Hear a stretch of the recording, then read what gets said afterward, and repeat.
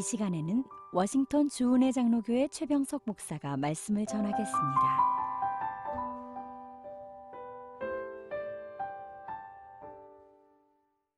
이 거룩한 주일에 하나님께서 우리에게 허락하신 말씀은 말라기 1장 6절에서 14절 말씀입니다.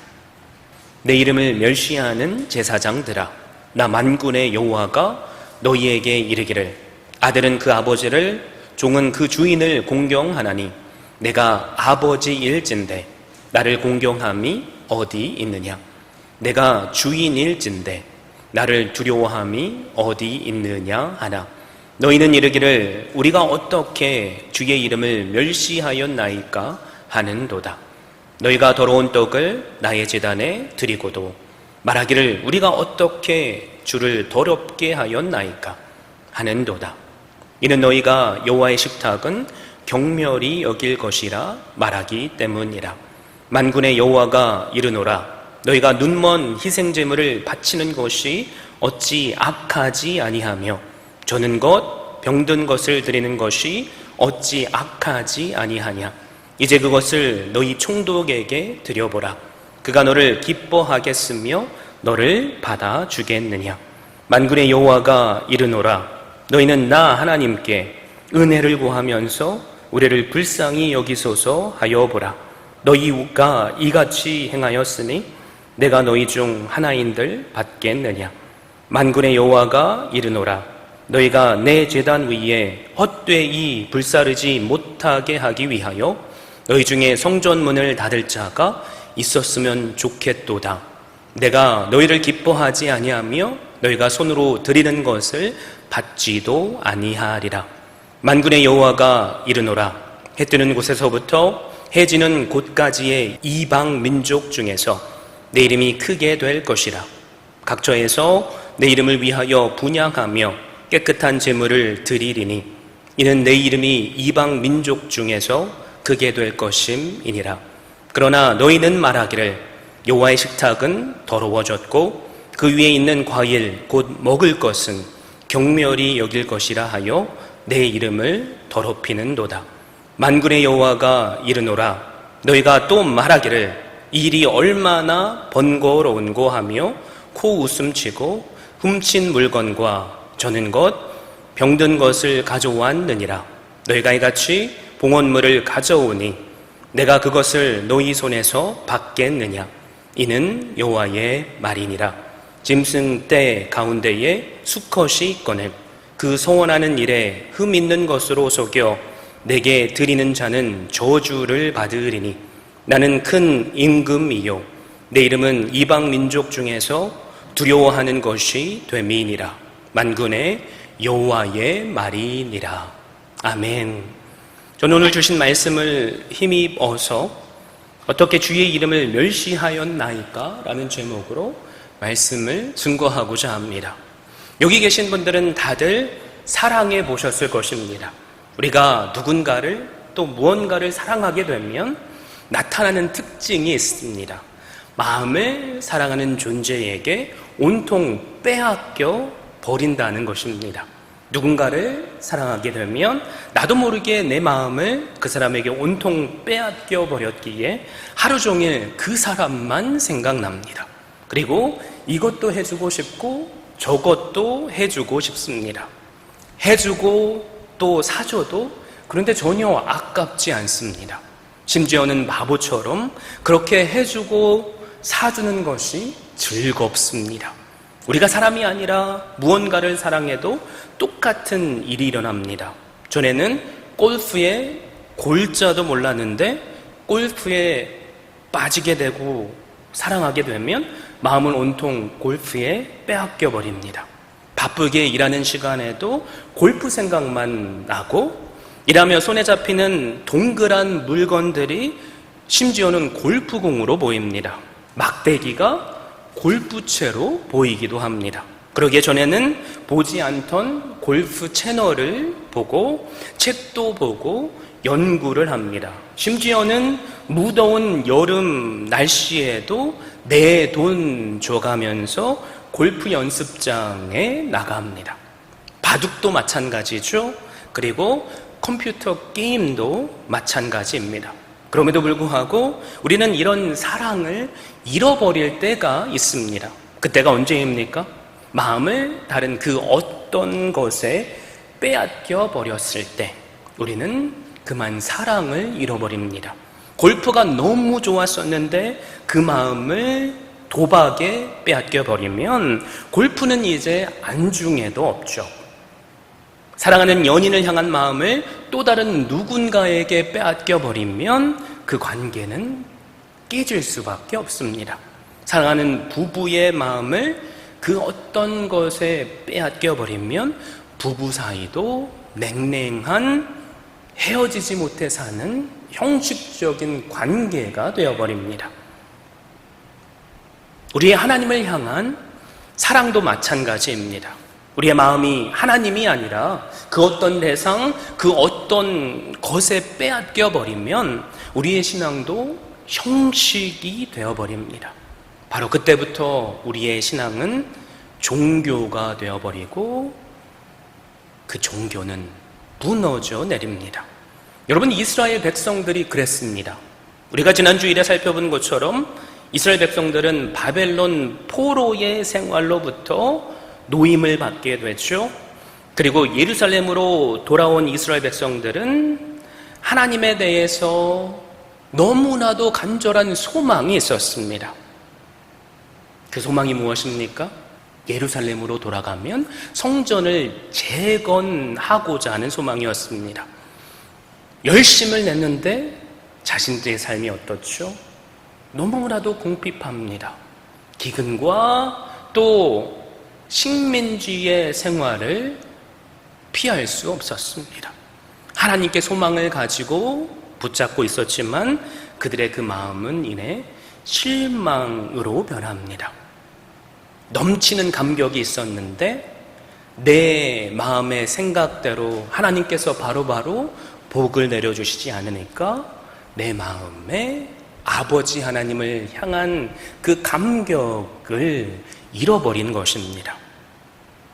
그럼에도 불구하고 하나님께서는 내가 너희를 여전히 사랑한다고 하시고 학개와 스가랴 등 여러 선지자들을 통해서 그들을 위로하셨고 그래서 그들은 성전을 재건하게 됐죠. 힘든 가운데서도 무려 4년을 열심을 내서 성전을 건축했죠. 그래서 그들 마음속에는 또 다른 소망이 생겼습니다. 우리가 이렇게 했으니까 하나님께서 나를 축복해 주셔야 된다. 그러나 상황은 변하지 않습니다. 삶은 궁핍하고 또 이방 나라의 압제에 시달립니다. 기다렸던 축복은 오지 않았습니다. 그래서 하나님에 대한 실망이 너무나도 커져버렸고 붙잡았던 사랑은 잃어버렸으며 그 입술에는 불만이 터져 나옵니다. 여러분, 그런데 이스라엘 백성들이 하나님을 완전히 무시했거나 완전히 떠난 것은 아니었습니다. 여전히 제사를 드렸습니다. 하지만 그들의 마음속에는 이미 하나님보다 또 다른 소중한 것들이 생겼습니다. 그들의 마음에는 하나님보다 더욱더 두려워하는 것들이 생겼습니다. 그렇기 때문에 제사를 드리면서도 마음은 이미 다른 곳에 있었습니다. 제사 때면 여전히 짐승을 잡아 희생제물을 드립니다. 하지만 흠없고 순전하고 살찐 것이 아니라 자기 자신들조차도 먹을 수 없는 병든 그리고 있으나 마나한 제물들만을 골라드렸습니다. 물론 이유가 있겠죠. 하나님은 우리처럼 인간이 아니시니까, 영이시니까 어차피 제단 위에 잡아놓고 태워 드릴 건데 굳이 살찌고 좋은 것을 드릴 필요가 있느냐고 말했을 것입니다.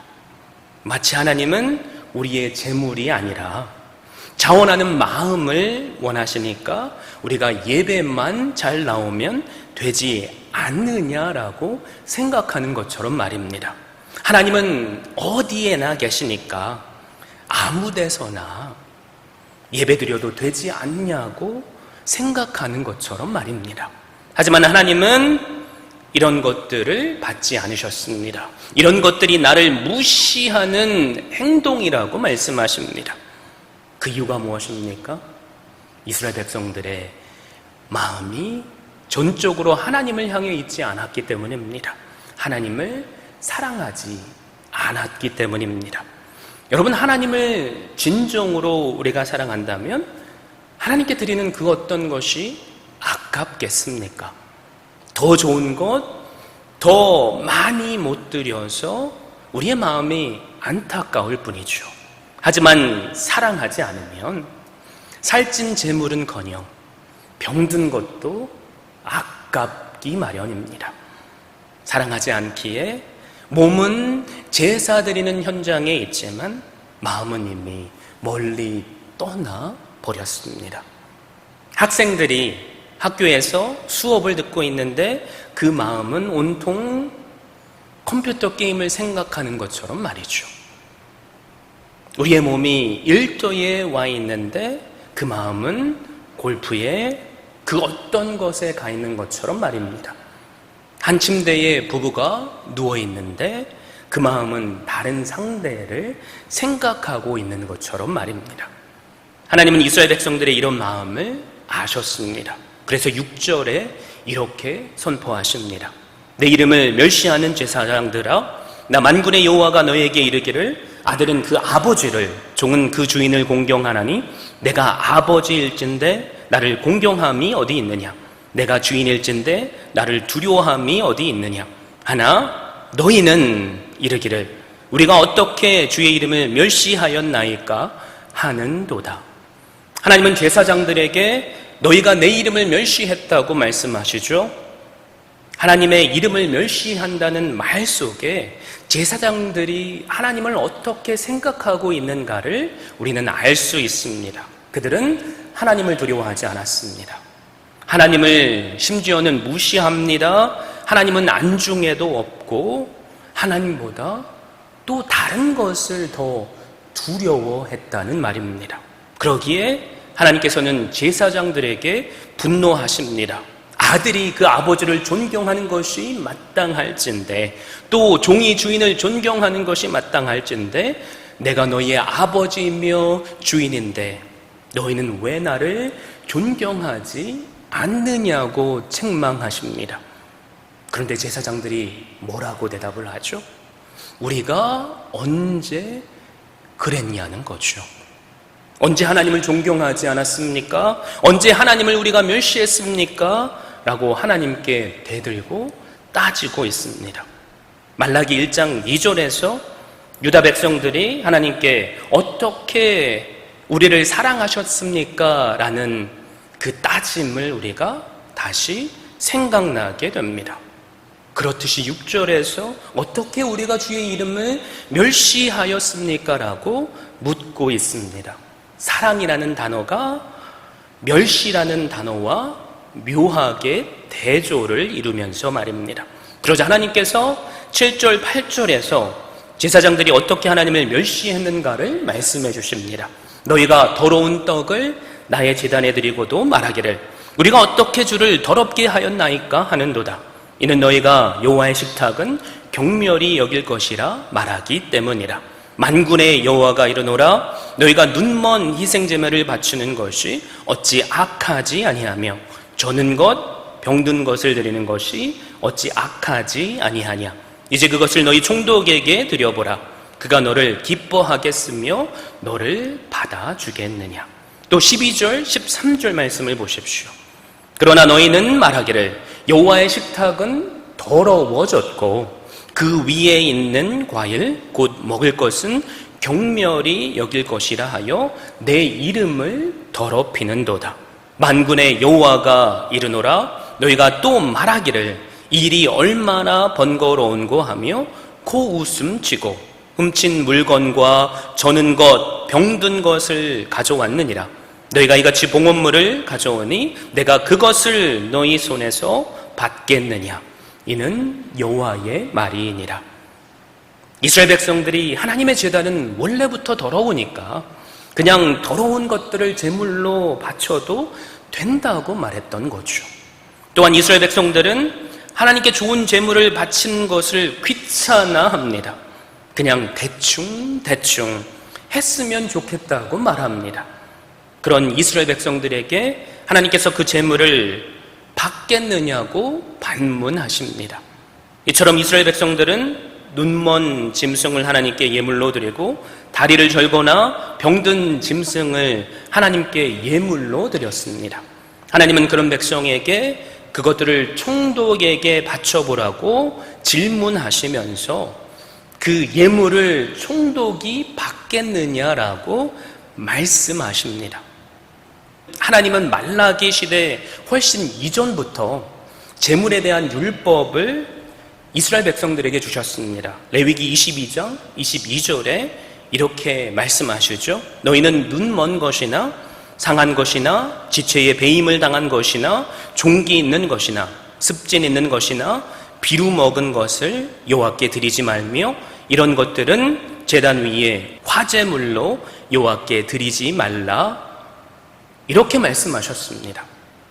하나님께서 율법을 이미 말씀해 주셨죠. 여러분, 제사장들은 이 율법을 분명히 알고 있었을 것입니다. 심지어 이스라엘 백성들도 알고 있었을 것입니다. 그런데 병든 흠 있는 제물을 하나님께 제사로 바칩니다.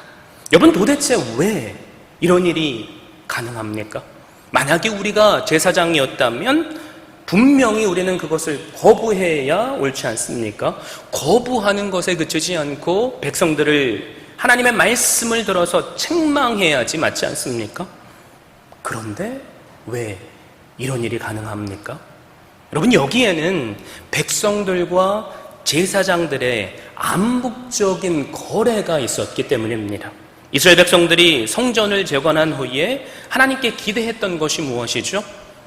가난하고 이방 나라의 식민지로 압제받은 상황에서의 축복입니다. 그런데 그들의 상황은 변한 게 단 하나도 없습니다. 그들은 여전히 가난했고 여전히 이방 나라의 압제를 받았습니다. 그러자 그들은 하나님을 향한 사랑을 잃어버렸습니다. 사랑을 잃어버리자 그들의 예배는 타락해 버렸습니다. 말라기와 동시대를 살았던 느헤미야서 13장 10절을 보면 당시 이스라엘 백성들이 어떻게 타락했는지를 보여줍니다. 내가 또 알아본즉 레위 사람들이 받을 몫을 주지 아니하였으므로 그 직무를 행하는 레위 사람들과 노래하는 자들이 각각 자기 밭으로 도망하였으므로. 무슨 말이죠? 이스라엘 백성들이 가나안 땅을 정복했습니다. 그래서 하나님은 그들에게 12지파에 합당한 땅을 기업으로 주십니다. 그런데 레위 지파에게는 기업을 주시지 않으셨습니다. 내가 너희의 기업이 되겠다라고 말씀하시고 그들이 살 집 외에는 다른 땅은 주시지 않으셨던 것입니다. 그래서 제사장들과 레위 지파들은 이스라엘 백성들이 하나님께 가져오는 제사의 제물들로 기업을 삼아서 살아가야 했습니다. 그런데 생각해 보십시오. 이스라엘 백성들이 하나님께 드릴 제물을 더 이상 가지고 오지 않습니다. 병든 것도 안 가져왔다는 거죠. 제사장들의 입장에선, 레위 지파의 입장에선 여러분 생사가 걸린 문제죠. 당장 먹고 살 것을 걱정해야만 합니다.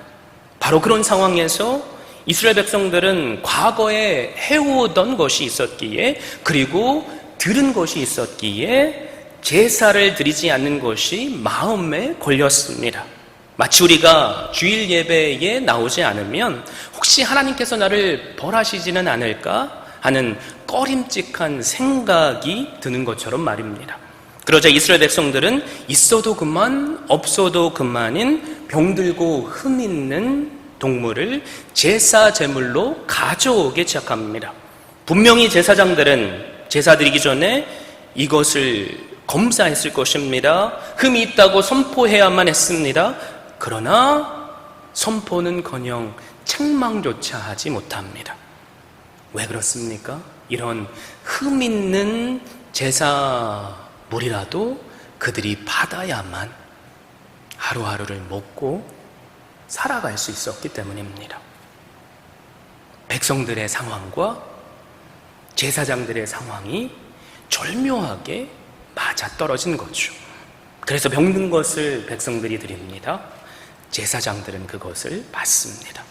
여러분, 이것이 당시를 사는 이스라엘 백성들의 하나님을 향한 마음이었습니다. 그리고 제사장들의 마음이었습니다. 하나님을 경외하고 두려워해야 하는데 하나님은커녕 자기 자신을 경외하고 두려워한 거죠. 아니, 사람들을 두려워한 거죠.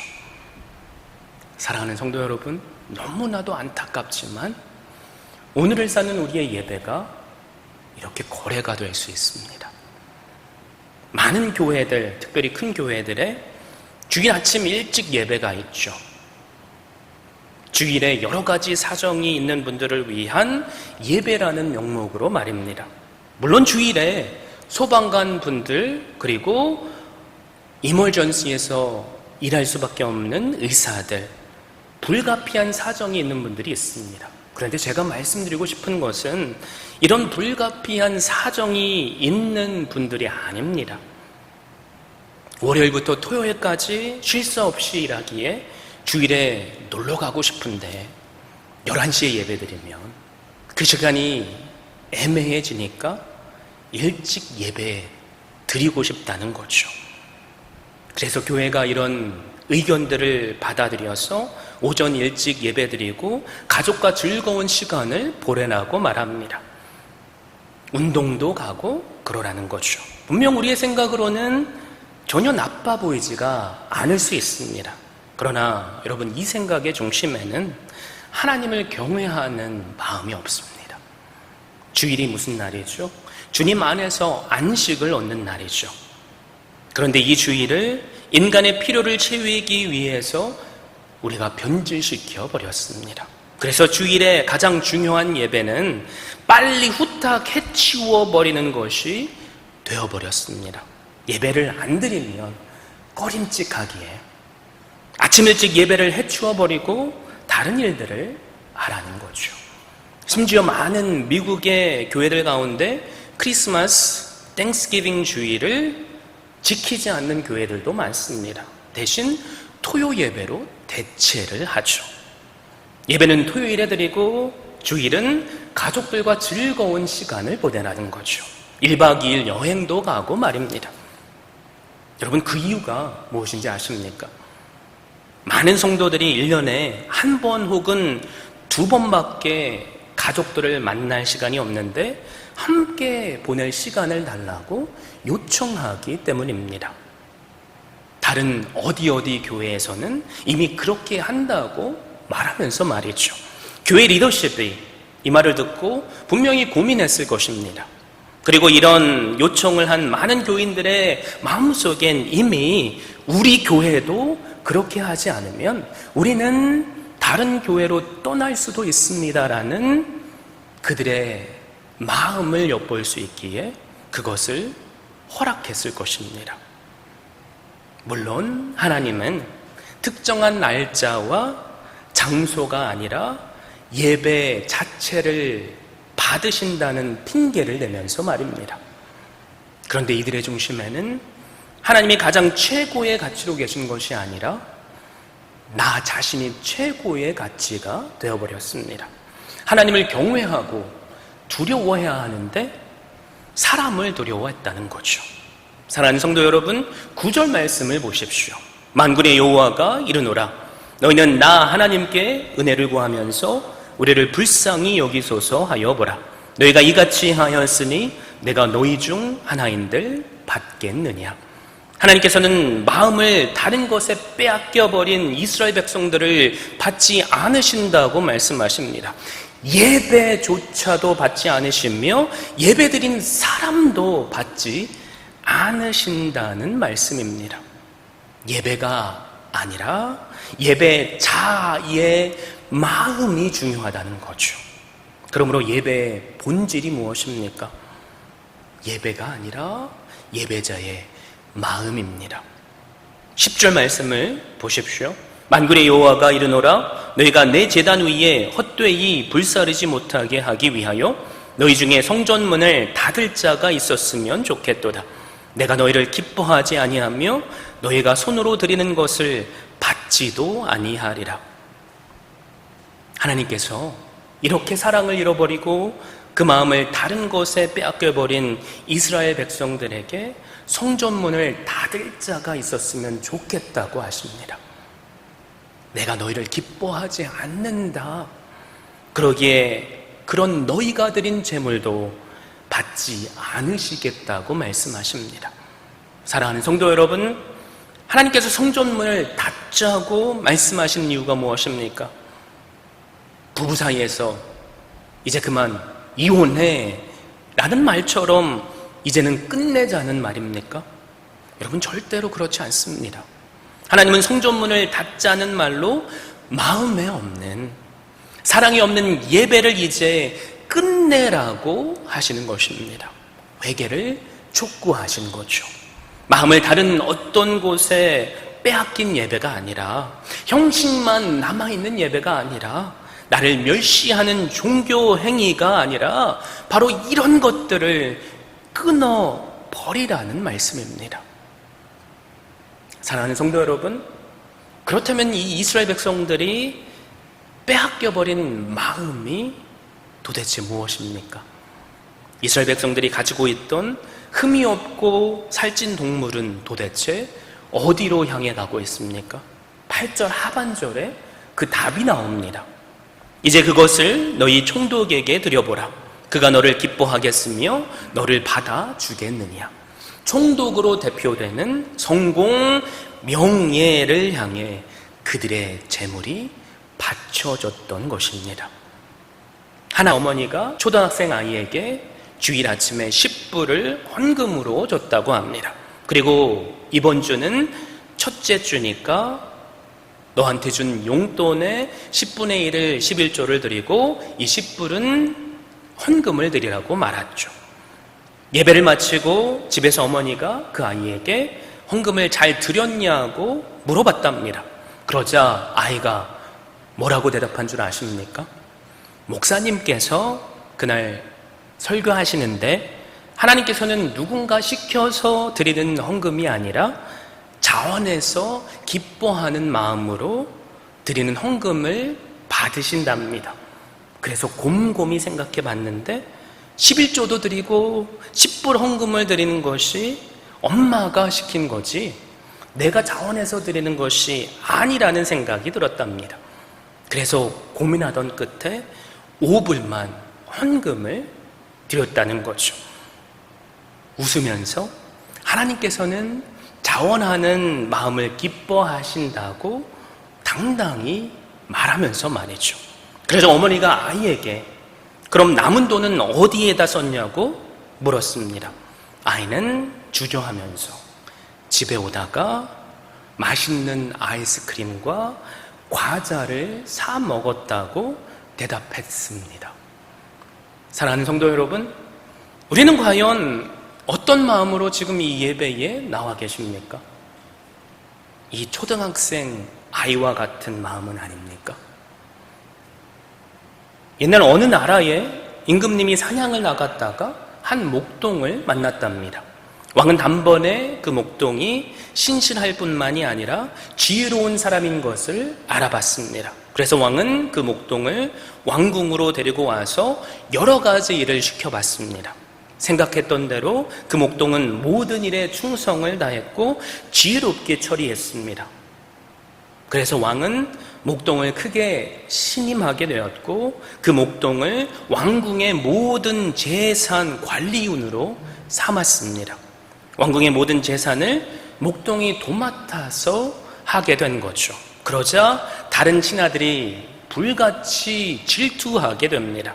그리고 허물을 찾기 위해 두 눈에 불을 켜고 살펴보게 됐죠. 목동의 허물을 그런데 그들은 도저히 찾을 수 없었습니다. 그런데 드디어 신하들은 목동에게서 한 가지 이상한 것을 발견합니다. 그것은 목동이 가끔씩 왕궁 꼭대기에 있는 한 창고에 몰래 들어갔다가 한참 만에 돌아오곤 한다는 거죠. 더욱 의심스러운 것은 그 창고의 열쇠를 자기만 간직할 뿐 다른 누구에게도 주지 않고 그것에 접근하지 못하게 했답니다. 신하들은 이제 됐다고 생각하고 왕에게 달려가서 고발하게 됐죠. 그리고 신하들은 왕의 허락을 받아 왕궁 꼭대기에 있는 비밀 창고의 문을 열었습니다. 샅샅이 조사를 했는데 여러분, 그곳에 뭐가 있었는지 아십니까? 다 낡아빠진 조끼 한 벌과 너덜너덜한 장화 한 켤레만 놓여 있었답니다. 그들의 기대에는 금은 보화가 숨겨져 있을 것이라고 생각했지만 조끼 한 벌과 장화 한 켤레 뿐이었다는 거죠. 왕은 신하들의 보고를 받고서 목동을 불렀고, 너는 왜 그 보잘것없는 것들을 보물처럼 감추어 두었냐고 물었습니다. 그러자 목동이 이렇게 대답을 하죠. 왕이시여, 제가 왕께 부르심을 받았을 때에는 이 두 가지밖에 없었습니다. 저도 그런데 사람인지라 때때로 그 은혜를 잊어버리고 제 마음이 높아지려 할 때가 있습니다. 바로 그럴 때마다 저는 그곳에 가서 제 옛 모습을 생각하곤 했습니다. 사랑하는 성도 여러분, 우리는 지금 어떤 마음으로 이 예배의 자리에 나와 있습니까? 목동처럼 죄로 영원히 죽을 수밖에 없는 우리에게 하나님은 예수 그리스도를 보내주셨습니다. 먼저 찾아와 주셨습니다. 주님은 십자가의 사랑으로 우리의 죄를 대신 지셨고 우리에게 새 생명을 주셨으며 우리로 하여금 하나님의 자녀가 되는 영광을 주셨습니다. 그런데 우리는 이 하나님의 은혜를 기억하며 그 감격에 겨워 이 자리에 나와 있습니까? 아니면 내가 하나님께 이렇게 예배 드려주고 있으니, 헌물도 주고 있으니 하나님은 나에게 감사해야 되고 고마워해야 된다는 생각으로 나와 있지는 않습니까? 만약에 그렇다면 그 착각을 내려놓으시기 바랍니다. 우리가 지금 드리는 예배의 모습은 어떻습니까? 혹시 지루하십니까? 말씀이 따분하게 느껴지십니까? 내 마음은 다른 데 가 있어서 빨리 끝났으면 좋겠습니까? 여러분, 시간이 아깝습니까? 우리가 다른 어떤 것에 우리의 마음을 빼앗겨 버렸다면, 그리고 우리가 그 빼앗긴 마음을 하나님께 다시 돌이키지 않는다면 하나님은 우리의 예배조차도 닫아버리십니다. 여러분, 11절을 보십시오. 만군의 여호와가 이르노라, 해 뜨는 곳에서부터 해 지는 곳까지의 이방 민족 중에서 내 이름이 크게 될 것이라. 각처에서 내 이름을 위하여 분향하며 깨끗한 제물을 드리리니 이는 내 이름이 이방 민족 중에서 크게 될 것임이니라. 하나님께서 하나님의 이름이 해 뜨는 곳에서부터 해 지는 곳까지, 즉 이방 민족 중에서 크게 될 것이라고 말씀하십니다. 이스라엘 백성들이 하나님께 합당한 예배를 드리지 않는다면 말입니다. 그 예배를 닫으시고 이방인들로 하여금 하나님께 깨끗한 제물을 드리게 하시겠다는 말입니다. 사실 하나님께서 이것을 이스라엘 역사 가운데서 행하셨습니다. 이스라엘 백성들이 말라기의 경고의 말씀을 듣지 않았죠. 회개를 하지 않았습니다. 그래서 그 빼앗겼던 마음을 하나님께로 돌이키지 않자 하나님은 예수 그리스도께서 이 땅에 오실 때까지 무려 400년간을 침묵하셨습니다. 이스라엘 백성들을 그저 사망의 길로 가게 내버려 두신 거죠. 그리고 하나님은 아들 예수 그리스도를 보내셨습니다. 14절을 보십시오. 짐승 떼 가운데에서 수컷이 있거늘 그 소원하는 일에 흠 있는 것으로 속여 내게 드리는 자는 저주를 받으리니 나는 큰 임금이요 내 이름은 이방 민족 중에서 두려워하는 것이 됨이니라. 만군의 여호와의 말이니라. 이스라엘 백성들이 드려야 할 서원 제사는 분명히 희생 제사여야만 합니다. 그리고 반드시 흠이 없는 수컷을 드려야만 합니다. 그런데 이스라엘 백성들은 여전히 흠 있는 제물을 드립니다. 그래서 하나님께서 그들을 저주하셨고 그들의 예배를 빼앗아 이방인들에게 주셨습니다. 그러므로 이 흠 없는 수컷은 예수 그리스도를 예표합니다. 주님께서 짐승의 모습, 즉 인간의 모습으로 이 땅에 오셨고 흠이 없으신 어린 양이 되셔서 십자가의 그 제단에 우리를 대신하는 희생 제사로 드려졌습니다. 그리고 이 십자가의 복음은 예수 그리스도를 멸시하고 죽였던 이스라엘 백성들이 아니라 이방인들에게 전해졌습니다. 여러분, 초대교회 성도들의 믿음에 대해서 다들 한 번쯤은 들어보셨을 것입니다. 당시 초대교회 성도들에겐 예수님을 믿는 것은 목숨을 거는 모험입니다. 예수 그리스도를 믿는 그들에게 그런데 나타난 특징이 무엇인 줄 아십니까? 함께 모여서 예배드리는 것을 철저하게 지켰습니다. 여러분, 당시에는 오늘처럼 이렇게 아름다운 교회 건물이 있었던 것이 아닙니다. 한 가정집에서 함께 모여서 예배를 드렸죠. 오늘처럼 예배 건물에 더해서 목회자들이 있었던 것이 아닙니다. 그들은 한 가정집에 모여서 함께 떡을 떼고 한 사람이 성경 말씀을 읽는 것을 그저 들었을 뿐입니다. 우리의 생각으로는 이해가 안 되죠. 만약에 그들이 함께 모인 것을 발각이 되게 되면 로마 군인들에게 잡혀서 죽임을 당하는 상황이기에 그렇습니다. 그래서 오늘을 사는 우리는 이렇게 말할 수 있죠. 예수님을 믿고 예배드리는 것이 각자 집에서 해도 되지 않냐고. 교회라는 건물이 당시에는 없었기에 더욱 그랬죠. 당시에는 오늘처럼 목회자들이 부족했기에 더욱 그럴 수 있습니다. 세상의 눈으로 보면 로마의 박해를 받는 교회가 당장이라도 사라져야만 합니다. 그런데 교회 가운데 핍박이 있었지만 교회는 그 생명을 잃어버리지 않았습니다. 아니, 더욱 부흥했습니다. 그랬기에 이런 믿음의 선조들의 목숨을 건 예배를 통해 십자가의 복음이 오늘을 사는 우리에게 전해질 수 있었습니다. 사랑하는 성도 여러분, 우리가 예배를 대하는 자세는 어떻습니까? 만약에 우리의 예배가 과거 말라기 시대의 이스라엘 백성들과 같은 예배가 된다면 우리의 예배도 이 아름다운 성전도 하나님은 분명히 무너뜨리시고 닫으십니다. 우리의 인생도 하나님의 영이 거하시는 성전이기에 분명히 닫으십니다. 이 시간 오늘 우리의 예배를 돌아볼 수 있기를 바랍니다. 혹시 우리도 과거 이스라엘 백성들처럼 우리가 어떻게 주님의 이름을 멸시하였나이까 라고 말할 수밖에 없는 상황이라면 그 착각에서 돌이킬 수 있기를 바랍니다. 그래서 우리의 마음이 오직 하나님으로만 채워지기를 바랍니다. 그래서 그 어떤 것과 비교해서 포기할 수 없는 예배의 모습으로 예배자로 하나님 앞에 설 수 있기를 바랍니다. 우리의 헌금과 우리의 삶으로 드려지는 것이 마지못해서 드리는 것이 아니라 더 드려도 받은 은혜 갚을 수 없기에 자원하는 마음으로 드릴 수 있기를 바랍니다.